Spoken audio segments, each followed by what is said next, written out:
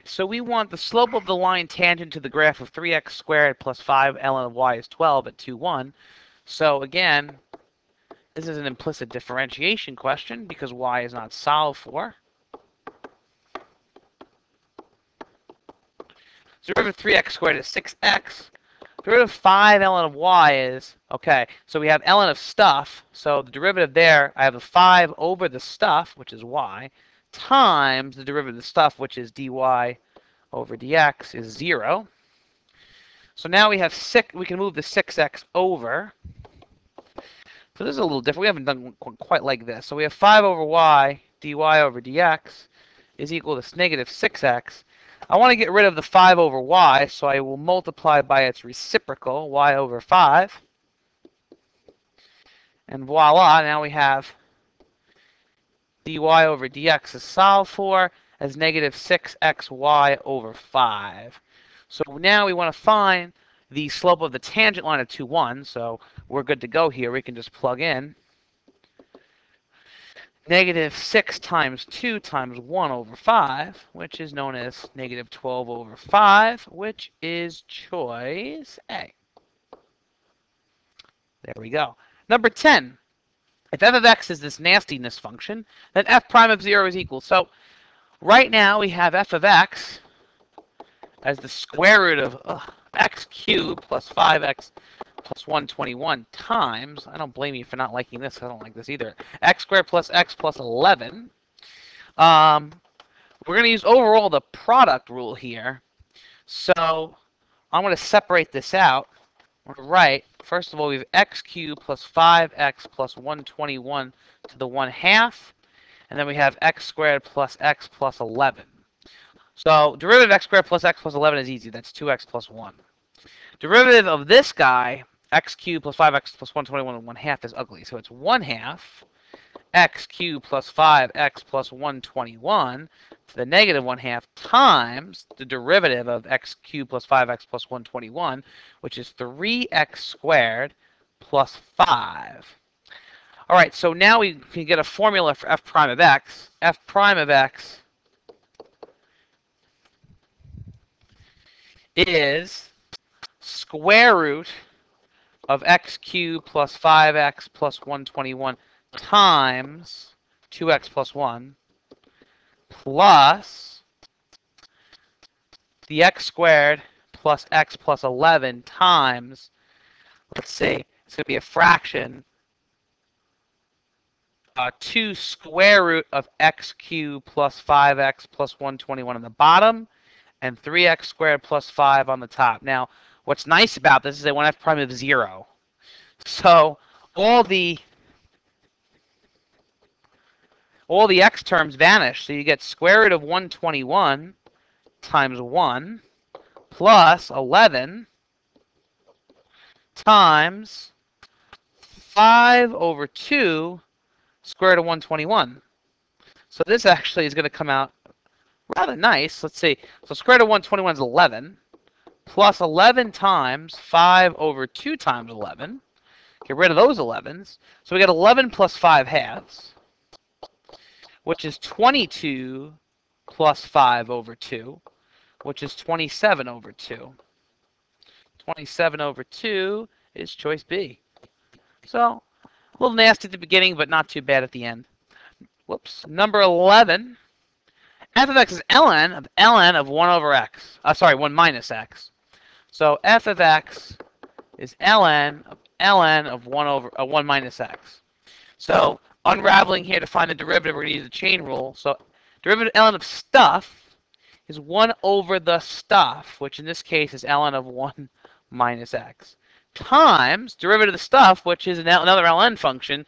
So it's the derivative ln of that stuff is 1 over that stuff times the derivative of that stuff. The derivative of 1 minus x is just negative 1.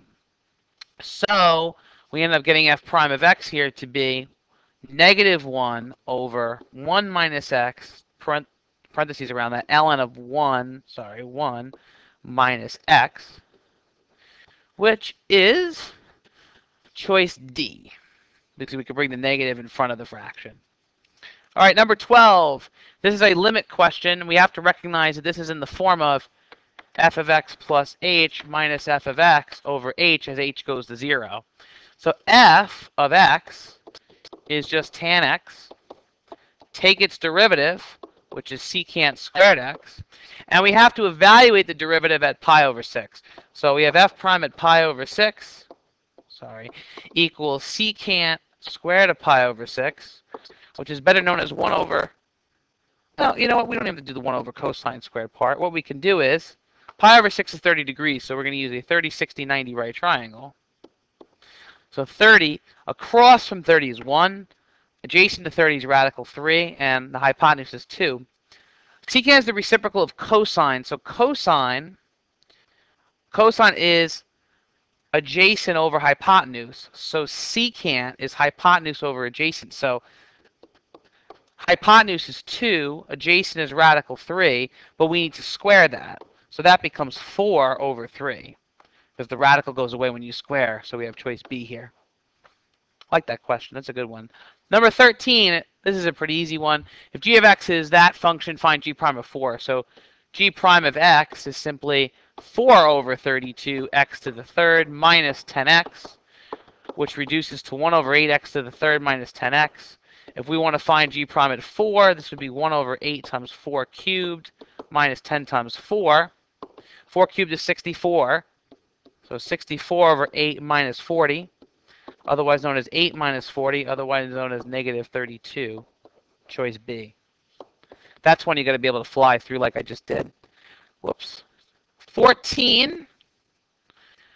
This is another one you got to be able to fly through. If you plug in 5, you get 0 over 0. Hint to do some algebra. We have the limit as x goes to 5 of x minus 5, x plus 5, factoring the top, divided by x minus 5. Now we have the limit as x goes to 5 of x plus 5, which is 10. Boom. 15. Another quotient rule. Although I think if you look at the way this is set up, it's probably a little easier. So high is x to the 5th minus x plus 2. Low is x to the 3rd plus 7. Derivatives there. High prime is 5x to the 4th minus 1. Low prime is 3x squared. Quotient rule time. Low d high, which is x cubed plus 7 times 5x to the 4th minus 1 minus high d low. So high is x to the 5th minus x plus 2 times d low, which is 3x squared, over low squared, so 3x squared squared. Oh, no. What am I talking about? Sorry. X to the 3rd plus 7 squared.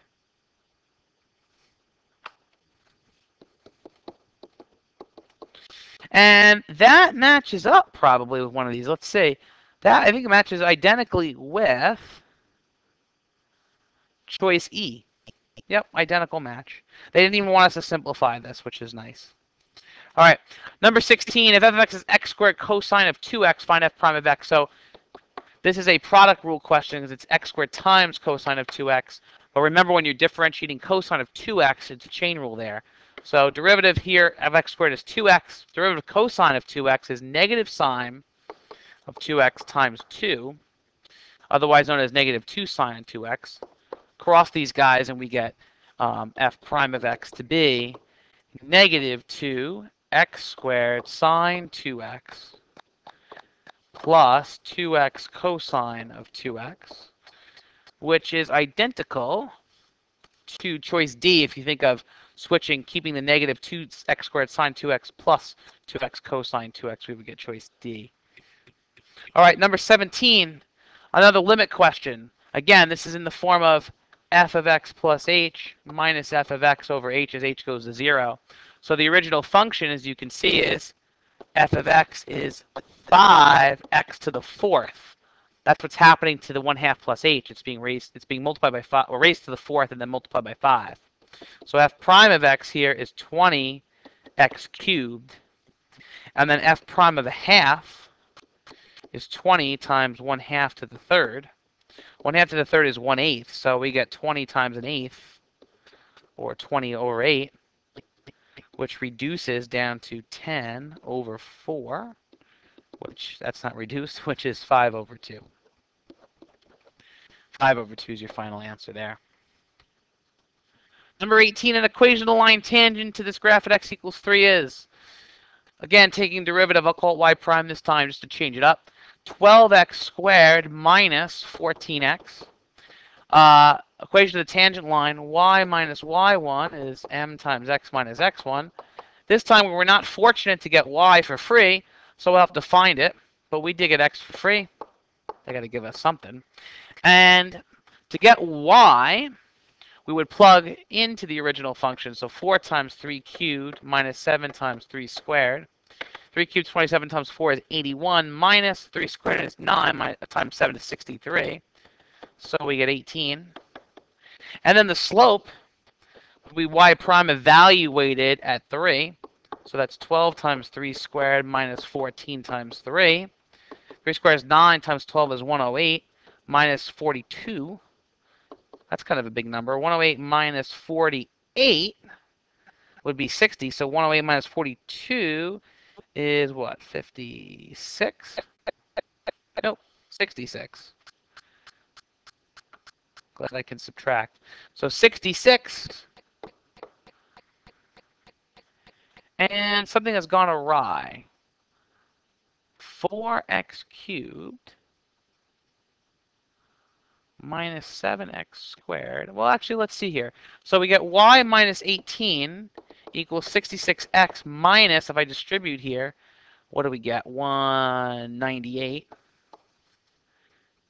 And adding our 18 over, nope, that's not going to do it either, huh?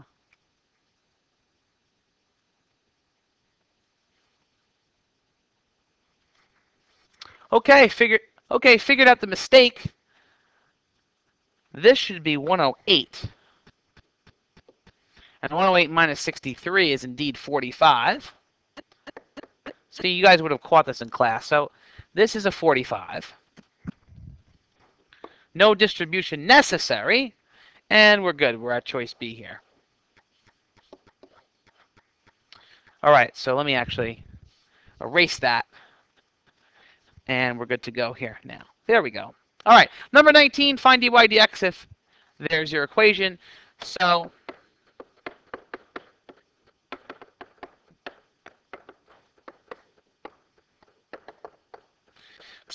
we have two product rules here. So I'm going to do them. I'm going to come down here and do them. So of x cubed and y, 3x squared and dy over dx. That's 1. And then I'll do the xy cubed here. We would get 1 and then 3y squared dy over dx. So crossing these, we get x cubed dy over dx. So x cubed dy over dx plus 3x squared y plus y cubed plus 3xy squared dy over dx, sorry, this is scrunched, equals 0. Okay, so now we're going to move everything over. So I'm going to keep my x cubed on this dy over dx plus 3xy squared dy over dx. And I'll move over the negative 3x, I'll move over the other terms. So we get this. Factor out the dy over dx. We get x cubed plus 3xy squared is negative 3x squared y minus y cubed, dividing by this monstrosity, x cubed plus 3xy squared, x cubed plus 3xy squared. We get this, and if you notice, that's not a choice.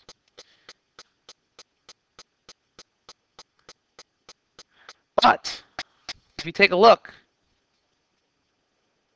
first of all, let's compare the choices here.